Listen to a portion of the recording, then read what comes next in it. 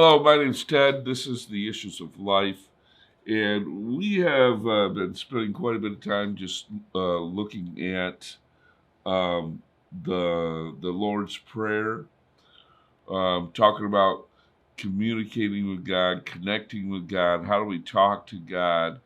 How do we approach God? What is our position with God? How does God receive us?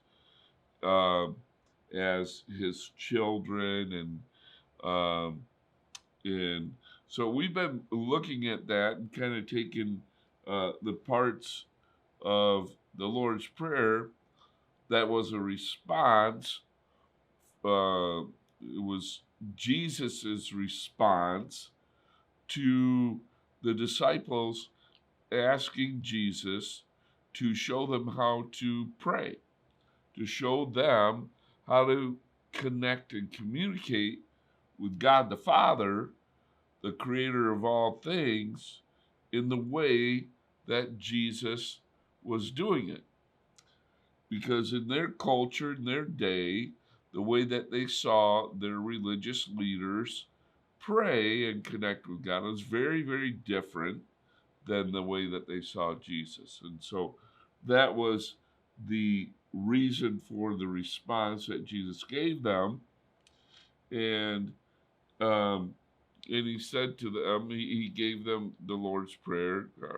When you pray, pray in this way: Our Father who is in heaven, holy is your name, etc., etc.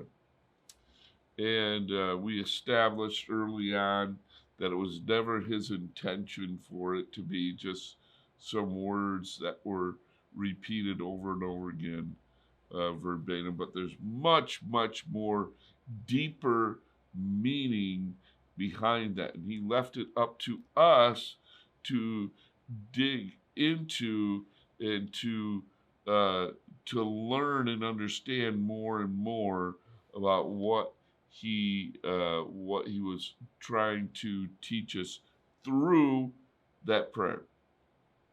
So we went through several parts. Went through, what does our Father mean? It means Daddy. Uh, who art in heaven, holy is your name, meaning you're perfect. And now we're on to, we've been on to the last couple of sessions, forgive us our sins as we forgive those who sin against us. So we're talking about forgiveness, and we established that no relationship, none whatsoever, can exist without forgiveness.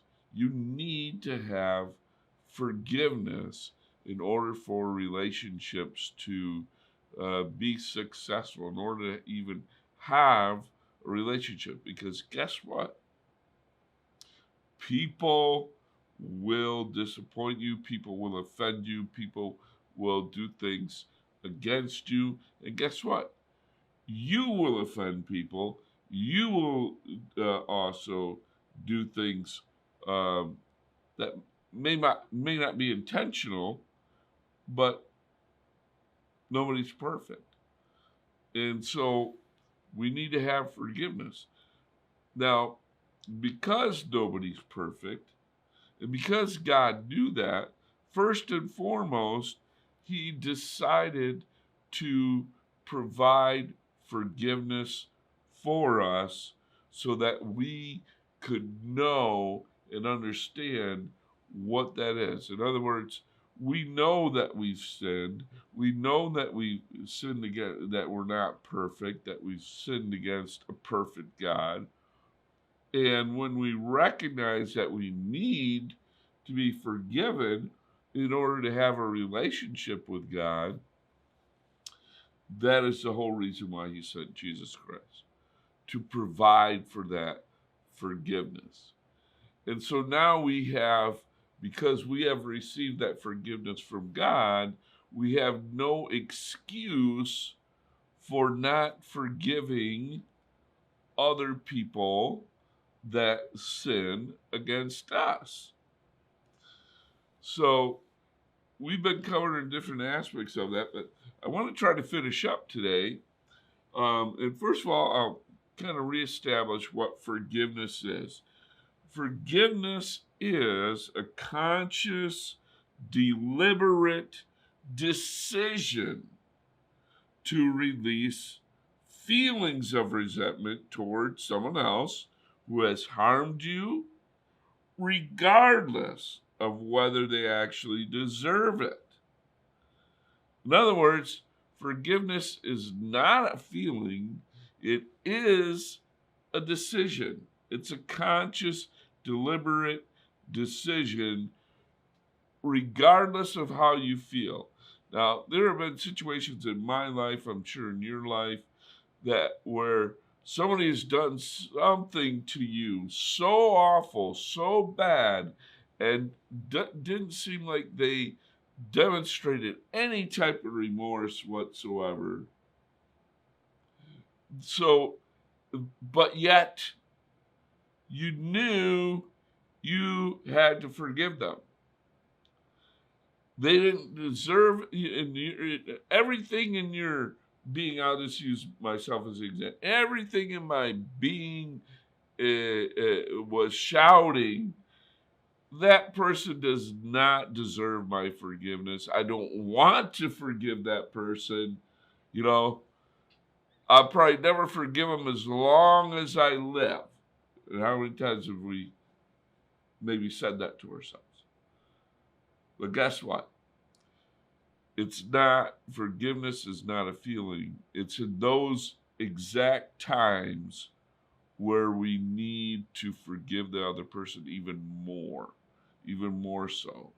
Because the other option is to hang on to all that resentment, and then it just becomes a poison in and of yourself. You're poisoning your own soul, so to speak. Okay? So forgiveness is not a feeling, it's a decision. It's a decision. It's and God leaves it up to us. God cannot do it for us. God cannot forgive. You can't pray to God and say, God, can you forgive that person for me because I just hate him. God cannot do it. It is up to us. We have no excuse. God forgave us. We know how to do it. His love is inside of us. We have the capacity. We can't go to God and say, I can't do it. Because, yes, you can. So, it is our responsibility. It's up to us. It's our decision, regardless of whether or not the person is going to even respond. Sometimes we expect the person to respond in a positive way. Sometimes that's not going to happen, ever. But we still need to forgive. I remember back in the 80s, we used to have a saying, die with it or get over it. One of the two. You know, we didn't really know how true that statement was. But regardless, it is. We have to forgive. We have to let it go. And, I thought we'd get done with this today, but we're going to leave it there. And we'll continue the next session of Issues of Life.